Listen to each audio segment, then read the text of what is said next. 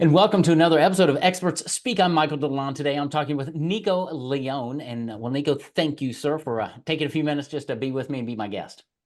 Absolutely, Michael. Glad to be here. Thank you. Oh, you're welcome. It's going to be a great conversation. So, Nicco is part of a larger organization called Neiman Pride, if I get that right. Growth consultants. They really work with entrepreneurs, business owners, to create what I call an inside-out approach to business growth. And we're going to dive into that because so many times, as you know, Nicco, I mean, business owners are trying to grow and they're doing the things that are all outside, social media and LinkedIn and all this other stuff. But so many times they're missing some really important components that I think you can help us with. So that's what I want to talk about today. But and as we get there, tell me, how in the world, Nicco, did you get doing what you're doing today? Yeah, it's a long story, I guess. I'll keep it quick though. But I mean, I started my career working for some giant companies. First company I worked for was a really big global consulting firm out of New York, 300,000 global employees, massive Wow. company. Next company I worked for was $1 billion apparel company. And, working with those giant organizations, I learned how a successful business operates. Like, what does your business look like once it has scaled? Right. How is it structured? And it was super important for me to understand that stuff. But what I also learned was I really value freedom above all Mhm. else. And you're not really going to get freedom working for a giant company. Right. Um, and I want to live where I want to live. I want to work when I want to work on what I want to work on, all that stuff. So clearly entrepreneurship was Yep. the path for me. Um, so I got my MBA at Stern, NYU, with a focus on finance. After that, I raised money. I started a SaaS company. And that was when I learned that startups are really hard. Yeah. Um, Yeah. super early stage startups are very, very hard. We ran that for a couple of years, ended up selling it, not for a huge windfall, but Right. we got our money back, which was great. That's good. um, and after that I went to work for a business that had about $4 million in revenue, Okay. and I was their chief operating officer. um, and that was where I learned that, the $2 to $15 million revenue business stage, that's like the Goldilocks stage for me. It's like, it's not a giant company, but it's not a startup. It has product market fit. It's clear what you need to do, but there are some steps to professionalizing and streamlining that you need to go through to actually get to the next level. So now I have a consulting firm that helps those size businesses do just that. Awesome. That's a good summary. Thank you for that. You've been in places where a lot of us haven't been. Those monster companies, which is probably a good thing. I've been in corporate America, but it wasn't quite that big. Um, so let's talk about. I love that sweet spot of 2 to 15 million. Right? Um, how do what are the struggles that business owners are having when they reach that level? Let's say they're 2 to 5 million, and they're wanting really to go bigger. What I found is I talk with business owners is what do they say? What got you here isn't going to get you there. Right? There are a lot of things that need to be more in place and more structured. What are some of the barriers that are just causing angst in these business owners' lives? Yeah. I think the main one, which you probably talk about with, other guests that you have, is, the owner or the group of owners. They built this thing with, just hard work and elbow grease. Right. And once you get above 2 million in revenue, now you're at the point where, you as rock stars can't really just keep carrying all the weight on your Right. shoulders. Yeah. And so that takes many, many forms. The pain that comes from that takes many, many forms.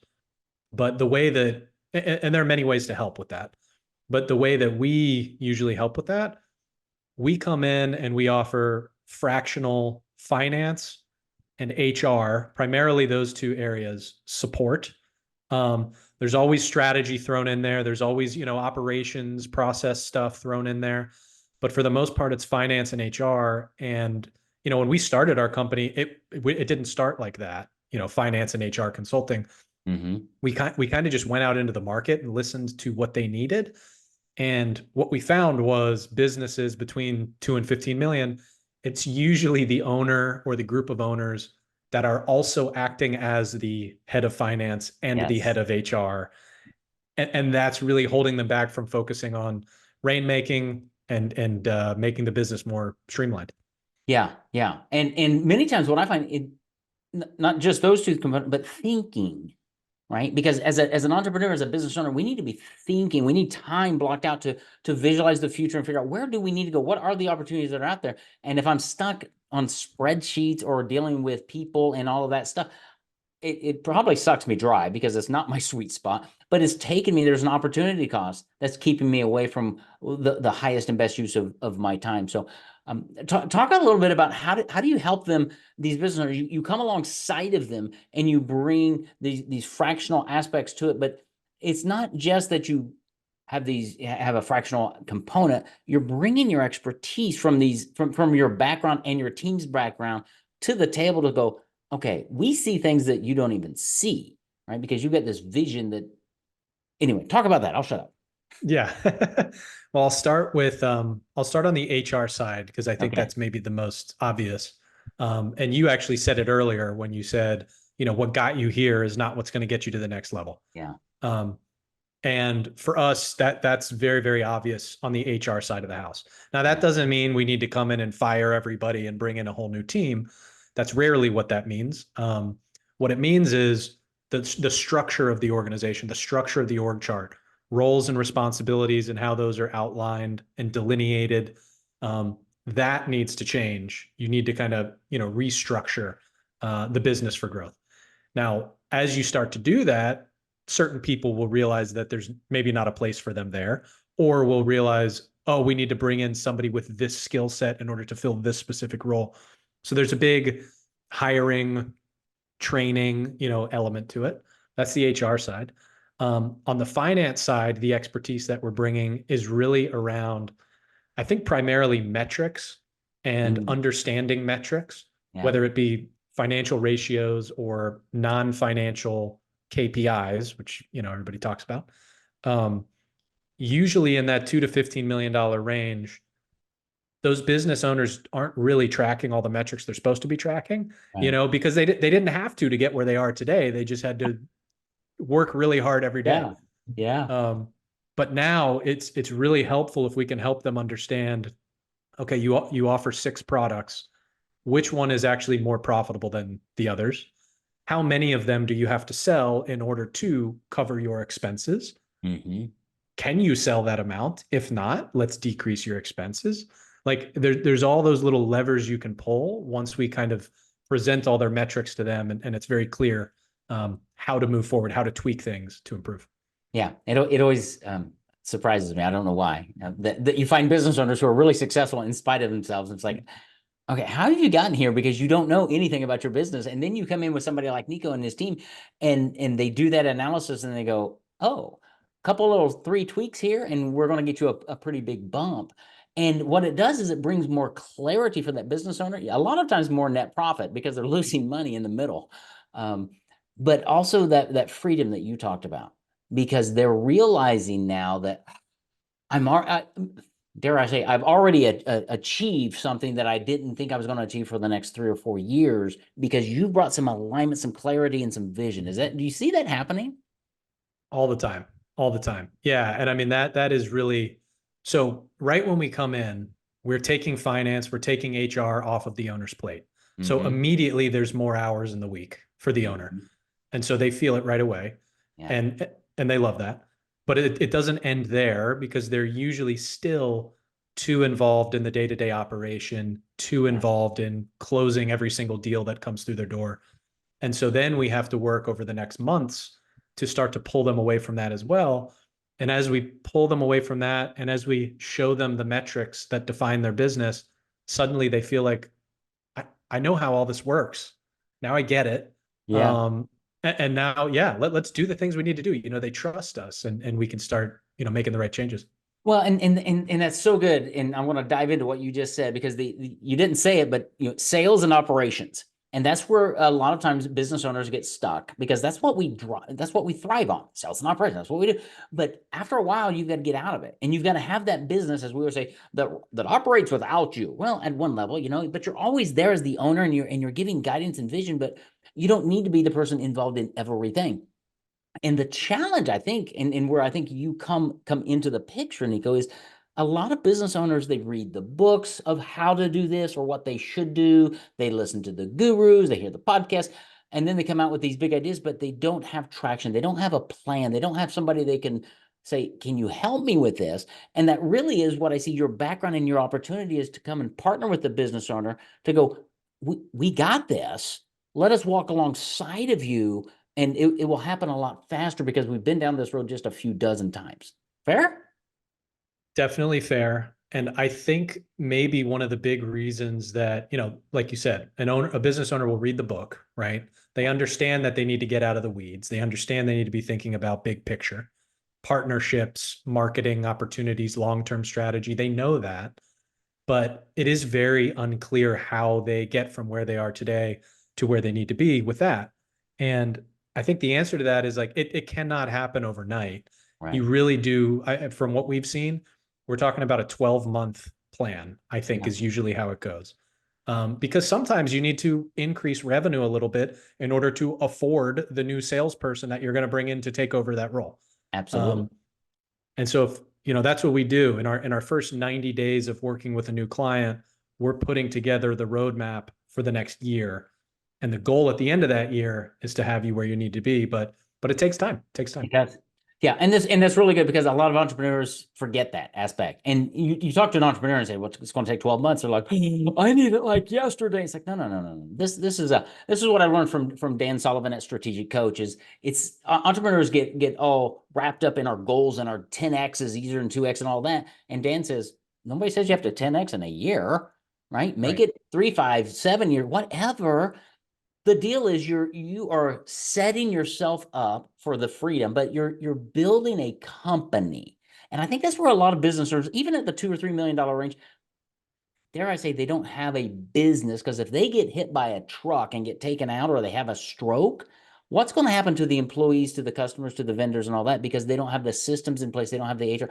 And I think that's the message that I love to communicate to business owners, is you need somebody like Nicco and his team in here to help you build a business that can run without you, meaning operations, sales, HR, finance, all of those, right?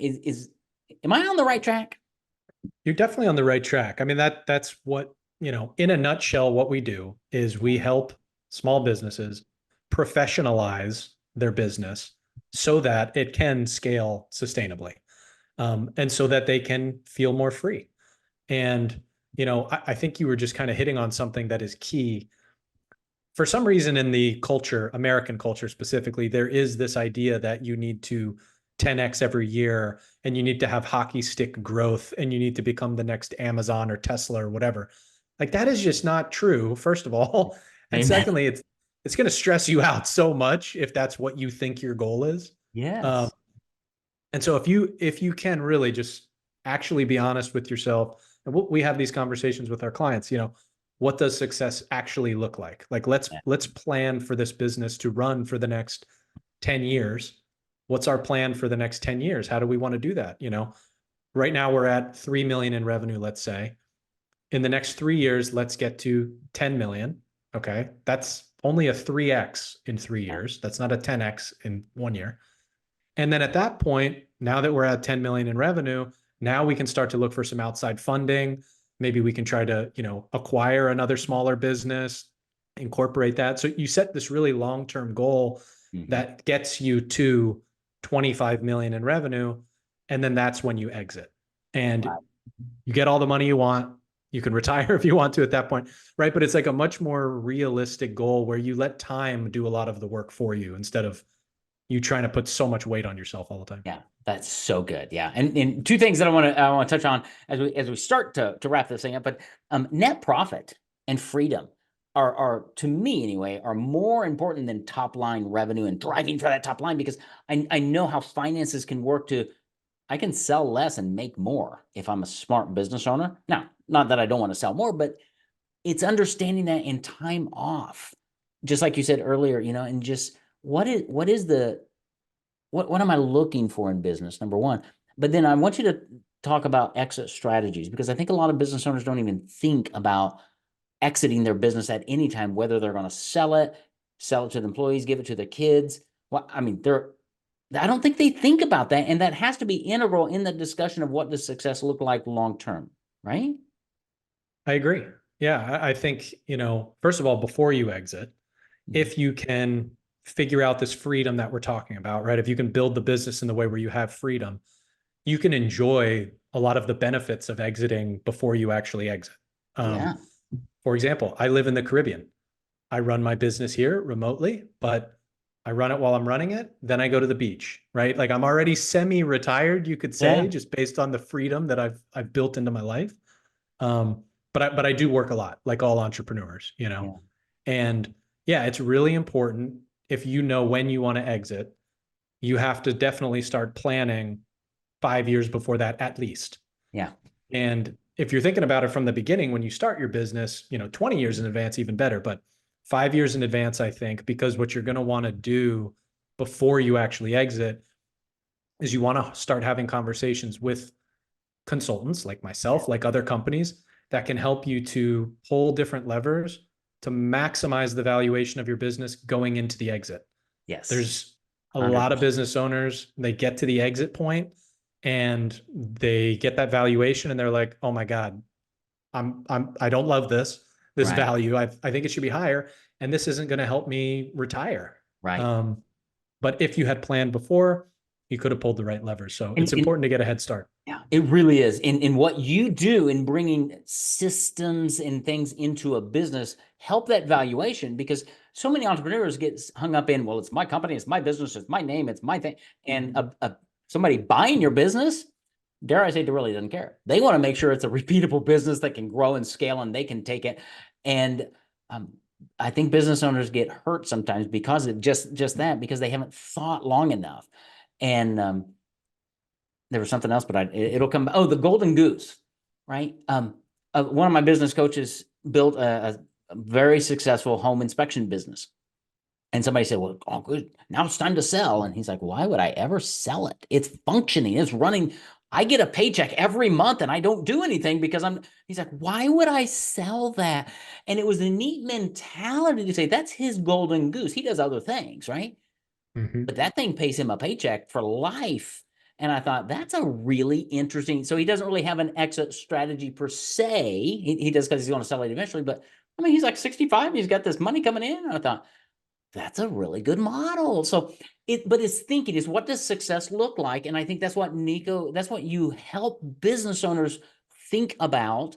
But it's not just the thinking. It's, well, we can come alongside of you and implement. We can take that off your plate. We can help you actually get to where you're going and bring you freedom really sooner, because you take so many things off the plate and you function in this C-suite capacity, that instead of trying to hire 3 or 4 people or organizations, you can just go to Nicco and say, what can you do for us, and have a conversation and go, wow, I've got one partner who can help me in so many ways because of your background and your team and all of that. That's kind of how you work with people, right? That's exactly it. You hit the nail on the head. Okay. Then the real question is, how does somebody just reach out? Where do they find you to get more information, connect with you, your team, to go, okay, maybe I need to start thinking about this? LinkedIn, I think, is the best for this. You can find me easily on LinkedIn, first name, last name, Nicco Leone. My firm is called Nemean Pride. You can see it up in the corner of this view here. And website is nemeanpride.com. You can read all about us and everything we do. But probably like a lot of your guests, Michael, I love talking to small business owners. So please feel free to reach out to me directly on LinkedIn, and we'll get a conversation going. That sounds terrific. Nicco, thank you. Thanks, well, for being my guest, but thanks for who you are, for living the authentic life, the entrepreneurial life that we all dream of, right? You live in the Caribbean, good golly. But it's only because you've understood systems and processes in business, and you serve, and it is possible to have that freedom. So if you're a business owner out there and you're just struggling, you're just really, as I call it, you're in prison. you have a high paying job because you don't have systems in place, a great culture. You're spending way too much time in finance. Reach out to Nicco, grab LinkedIn. I'll have all that in the show notes, and just start a conversation, because I think one conversation will lead to another, and you'll say, wow, this is really cool. I never really thought that we could get where we're going. And as you can tell, he's really high pressure in his sales approach. So reach out to him, have a fun conversation, and see how he can help you grow your business, really, as I say, from the inside out, to build it so it has higher valuation, so you can make a great decision on how to exit, or do you keep that golden goose, or do you just move to the Caribbean like Nicco did? So, Nicco, thank you, brother. Thanks for doing what you do. Thanks for being my guest today. Absolutely, Michael. Thank you. Hope to see you soon.